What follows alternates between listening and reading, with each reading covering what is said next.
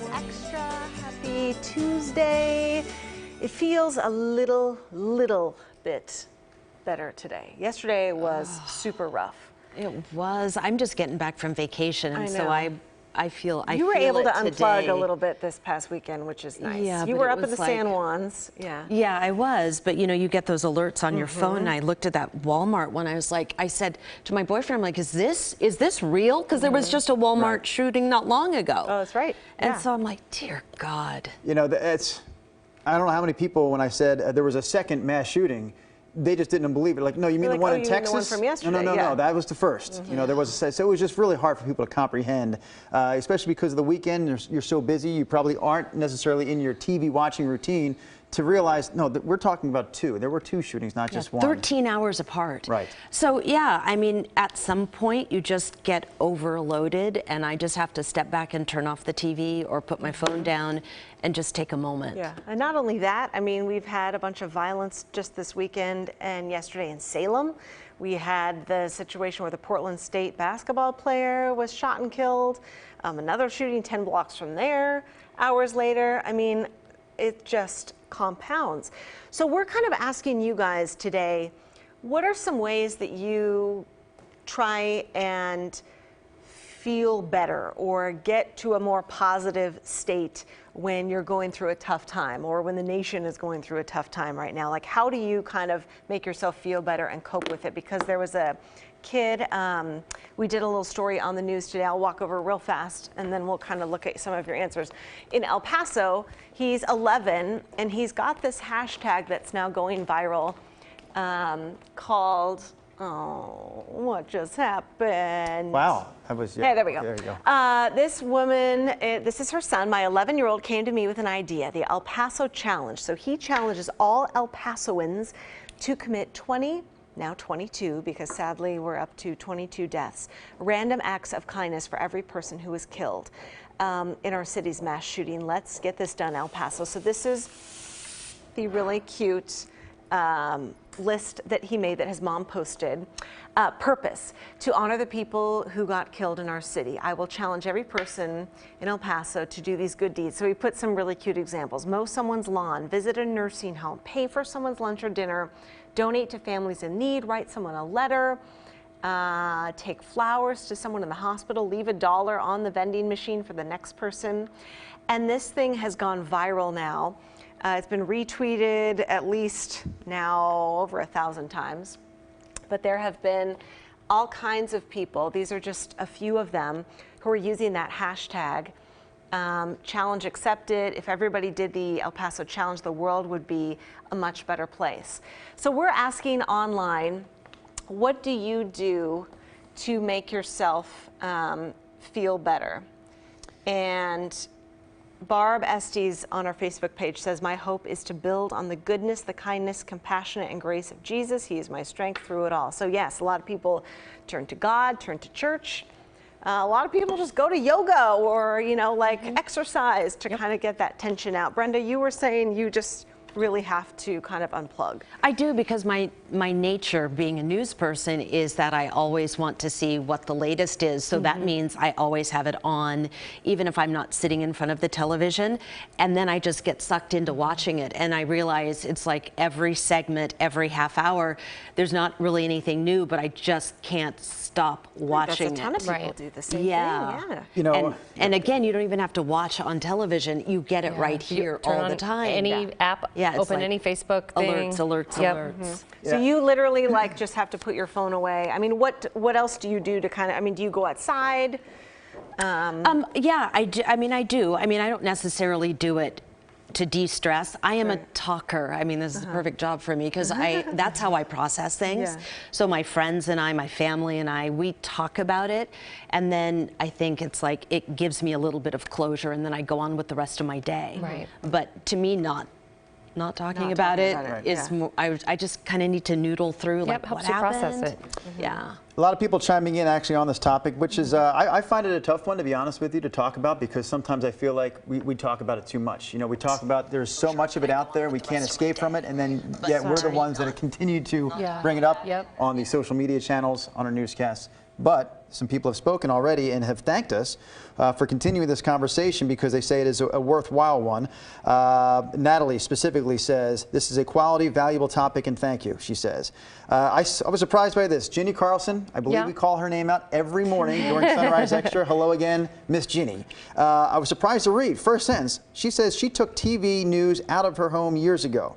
So one of our biggest followers took TV news out of her home years ago. She says her special needs son actually can't deal with it.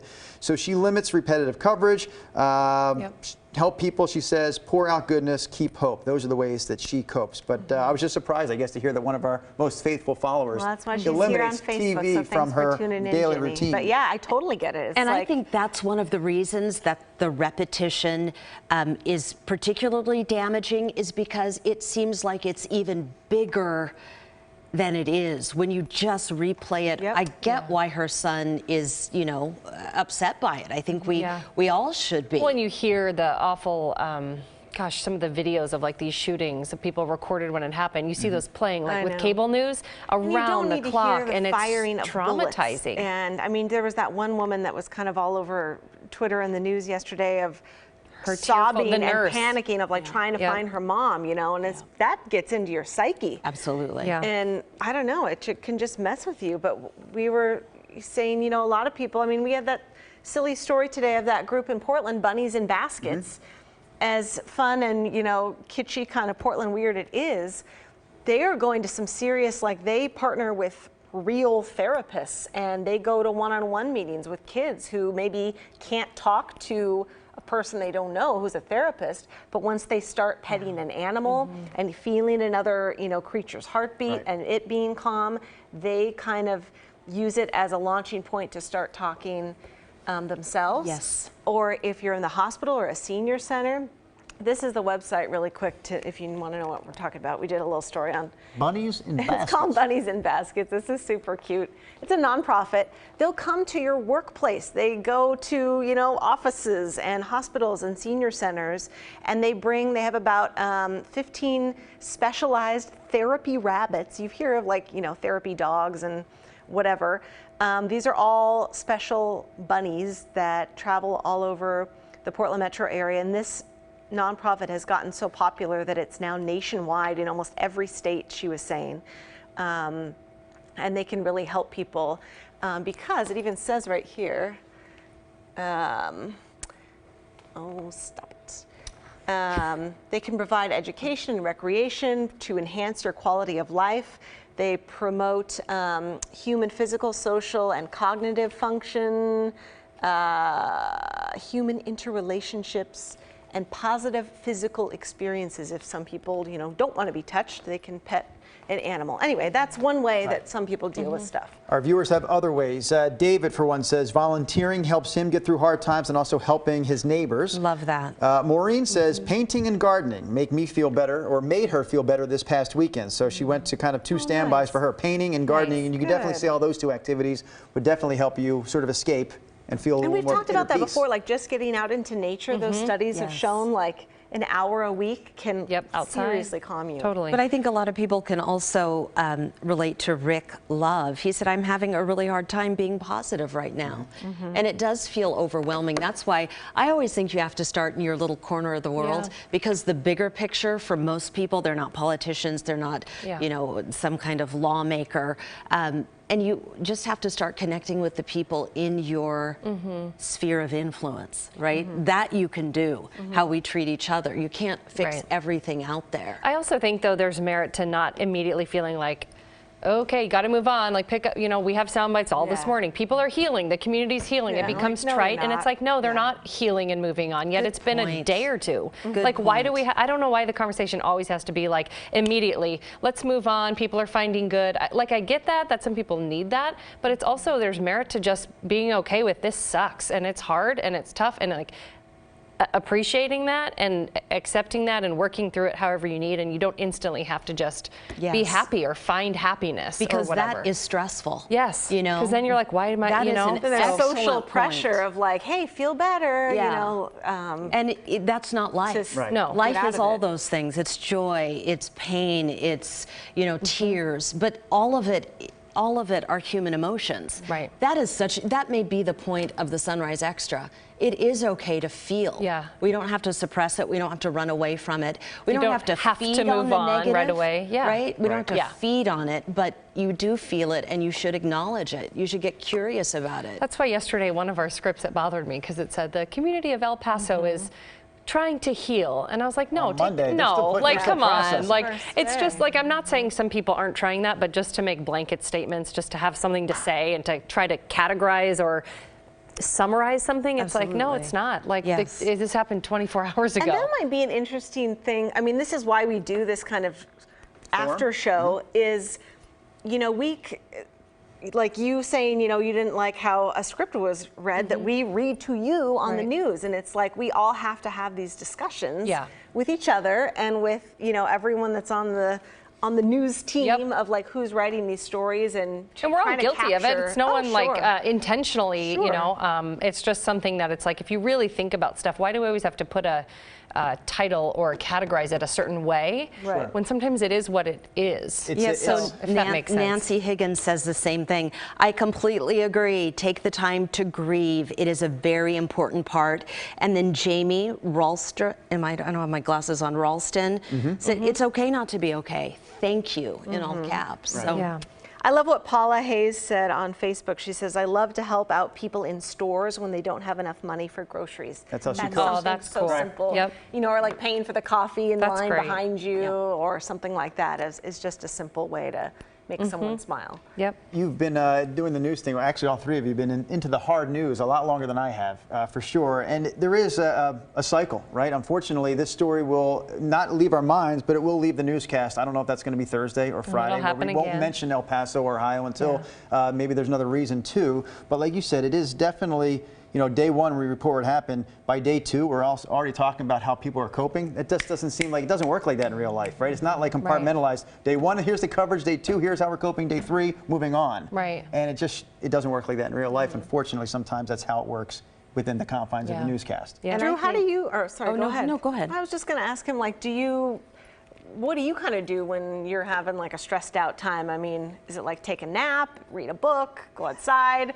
I mean, I know that's. Can I be honest with you? I don't handle stress sounds well. Trite, It's the really. bottom- I just Okay. don't have a release. Yeah. I've been, you know, probably needing that for 20 years, something to help with those sort of times An in your outlet. day. I think a where- lot of people are like that, you know? But I'll tell you right now, every time I do like take the dog for a walk, like yesterday I did walk the dog and my son went with me and he complained about how hot it was the whole time. And we were only out of the house for probably 20 minutes. Yeah. Actually, the dog even had his Were you tongue more hanging annoyed? out. Like, this is a pretty active dog. He had his tongue hanging out from the walk. Like, get me back inside. That's hilarious. But my point was this, that I knew in that moment, like, wow, this is a pretty cool 20 minutes, right? This was like probably one of the better 20-minute stretches of yesterday. It wasn't hard to do. I just had to put the leash on the dog, grab my kid and go. Yeah. So you do, it's easy to say, you do need to find the time to make those minutes in your Yep. day. So yeah, yesterday I did do something. But Thank you isn't for that so asking. simple? That's why dogs are so great. You know, Right. it's like you have to take them for a walk or Yes. let them out, and it's a good excuse to Right. just get a little exercise. Yeah. And you see your neighborhood, you know, like you get to say hi to people maybe walking down the street or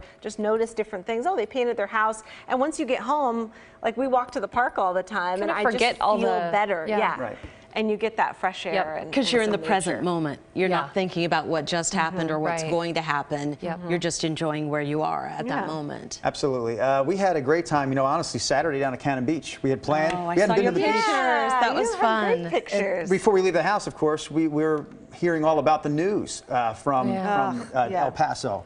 The Dayton story hadn't even happened yet, but El Paso. And so there is a moment in time where you're like, geez, all this is happening, and yet here we go, pushing on with our day, having a great old time, forgetting Right. about it. Certainly, it's not something I want to make my kids dwell on. So we did press on. You had your Right. great day, and that was a fantastic day. And to your point, watching the kids dig, watching them play in the water, I'm just sitting back doing nothing. Yeah. This is awesome. Just watching them enjoy it, and the dog, the freaking dog. He took him off the leash and let him run crazy on the I beach. love that. I was like, here's a little bit of a risk. Dogs go nuts. I don't know if this dog's going to come back to me or not, but man, he was running wild. People are, there's my dog at the beach. How cute is that Hey, what's up, picture? Blaze? You made Sunrise Extra, What's buddy. up, Blaze? But he was running up to people on the beach, and people are petting him. They're looking around going, who does this dog belong to?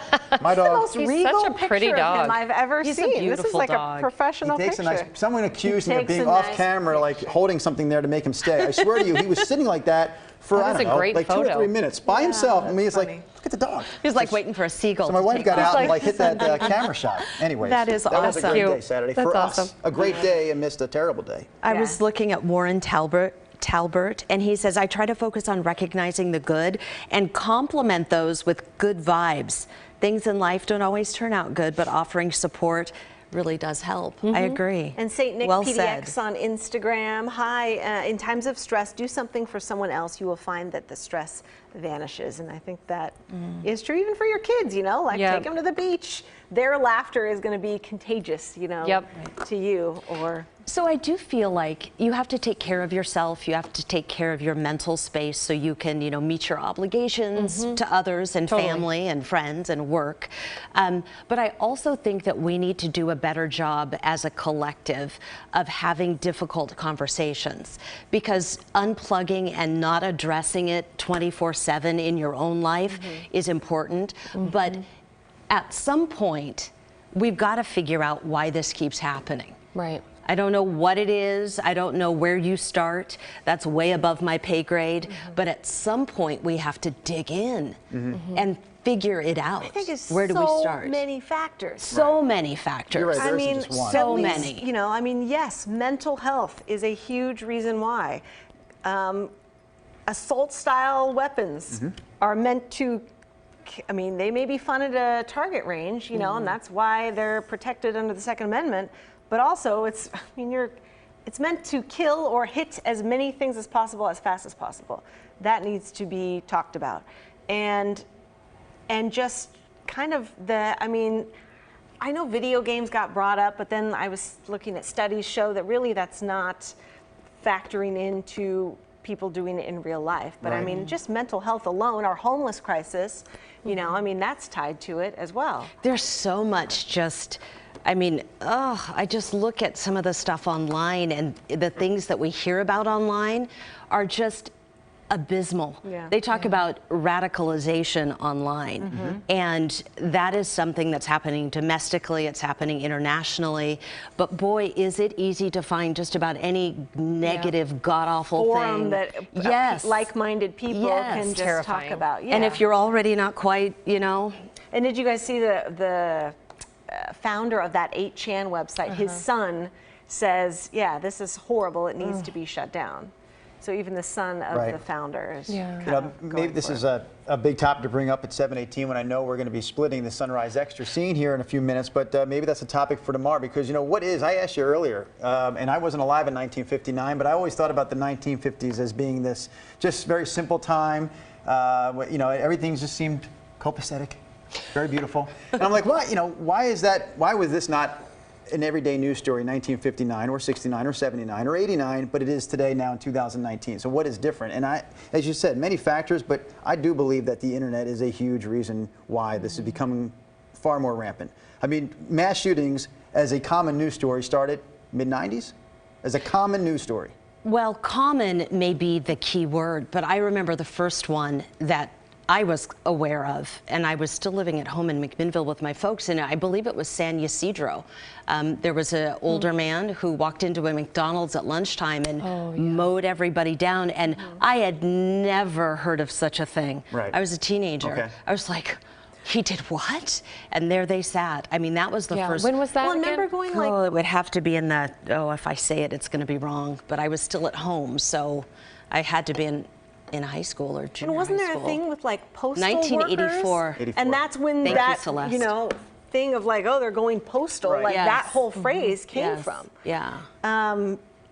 But yeah, it's just been recently, and I think it's, you know, it's the addition of the internet. You can be anonymous and talk and type to whoever you want. You can get information about anything at your fingertips, and You can learn how to we do don't something talk horrible to like each this, other. you know? Yes. It takes Yeah. a game plan. Yeah. Yeah. Unfortunately, there's some thought that goes into this. Is incredible. Yeah, it's just a totally different world. And some people, I mean, I know I've done stories on like gangs and stuff, and the people who are trying to, you know, kind of unite parents in neighborhoods that have a lot of gang problems are saying that, you know, particularly boys don't know how to deal with situations emotionally, like if your girlfriend starts going out with somebody else or something triggers them to be upset, they don't know how to talk it out or handle it, and so they resort to fighting or a gun or something worse. I do feel like that's one thing that we could, as parents and as a society, really kind of look at how we treat boys. I mean, I think maybe you could speak to that. I don't know if there is how men feel, because that's not my experience, but I see, hopefully we're getting better, but there are expectations about what you don't do and how you act and how you do express yourself and what is validated and what's not. You put a lot of I pressure know, on me, right? right? I will Quickly tell you this answer much. that. My sons see me cry at movies, so hopefully that helps. They know it's okay to cry when you're. But they never see me cry really, probably about being upset, and so maybe they need to see that too. They only see me crying when I'm like, into a movie, and I think it's like Marley and me. Rocky gets up off the canvas and he continues to fight Apollo Creed like that. It makes you cry. Hey guys, it's a good movie, but at the same time, I'm also not a big fan of the video games, and I think I've told you that before. And my kids, I will tell you right now, they're not playing video games that have any sort of violence involved in them. I'm not judging if your kid does. I'm just telling you mine doesn't. Sure. And they really are. Our kids are not. It doesn't seem like that's in their makeup. They're not into like the shoot 'em up, shoot 'em down, killing games. They're into ball tag. Well, but what? Boy, I'm not going to get on my soapbox too much here. You guys, I mean, my husband is a firefighter. Ashley's husband is a police officer. Do you feel like, and now he's, if we go out somewhere to a festival or a place where there's a lot of people, he now has told me, he's like, I've started to think, like differently and looking around at people and like, where could we run to? And I'm like, my God, that's awful. It's what we need to do, but that's terrible. Is he kind of the same way now? I mean, he's always like that, just based on his training and stuff. Yeah. So he hates crowds. If we go to a restaurant, he'll always sit with his back. Really? So he can see everything. Yeah, he'll never sit with his back. I just know. I'll go in and I'll look at the table and I'll be like, I'm going to sit on this side, and he'll sit here. And that's just part of the sad reality of like what he does for a living and many other families in that profession. But yeah, I mean, we're definitely more aware, more heightened awareness of this sort of thing. This is because scary. I mean, it's either like a mass shooting or now people are driving vans, down into if there's a festival blocked off or something. Well, Joshua speaks to that point here. Joshua on our Facebook feed says, I'm going to the Clark County Fair with friends on Sunday, but I'm still wary due to the last 2 mass shootings. Right. So it's the question that maybe we can tackle later this week or tomorrow if you want. But does this affect the way you go out in these big group settings? Is this in the back of your mind? I went to the movies on Saturday night, and quite honestly, I didn't think about it. Because if you are thinking about it, maybe you do sit in that last row closest to the door. That allows you to get out quicker. It's kind of tough because you don't want to let it paralyze you to the point where you're not living your life, right? So it's like finding that balance of like, yes, being aware, and this is scary. And I think, unfortunately, every time it's in the news, we hear about it, and then like you were kind of saying, it sort of falls out of the news until the next one happens. And I think it's that sad cycle, but it is important to not let it overtake your life to where you're not, you're not going to travel to Europe because whatever happened in Paris, and you're not going to do this. And but I don't know how you find that balance, and I hope people do, because you can't let it just dictate your life. Keep going, Yeah. So I think most people do. I think you do. You have to, right? Like you have no other option. Yeah. Yeah. So all right, we have to you guys go. stay positive, and we will see you tomorrow. Thanks for joining us and commenting with us. Have a great day. Bye.